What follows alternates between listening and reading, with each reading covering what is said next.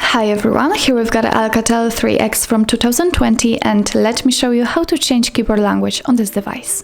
So first of all, let's open the keyboard, for example in messages, it doesn't really matter. And now let's tap on the settings icon.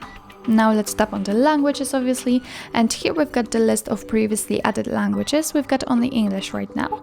In order to add new one, just tap on Add Keyboard. And as you can see here, we've got the full list of available languages from which we can choose. So as you can see, we've got a lot of options to choose from. Let me pick something, for example, Arabic. Simply tap on the language you want to use. Let's choose the region if you have some options to choose from.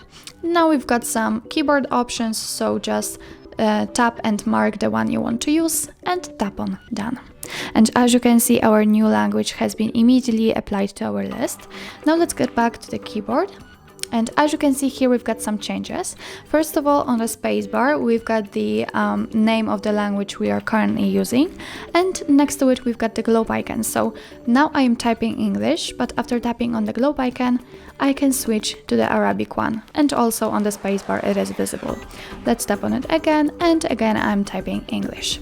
So actually, this is how to add a new language to a keyboard. And now let me show you how to remove a language, because if you will use only one of it, then there is no need to have two of them applied.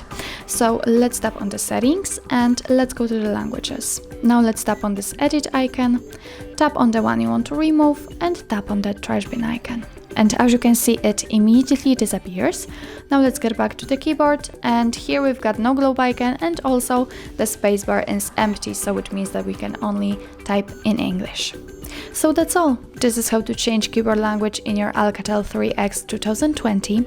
Thank you so much for watching, and if you find that this video was helpful, please hit the subscribe button and leave the thumbs up.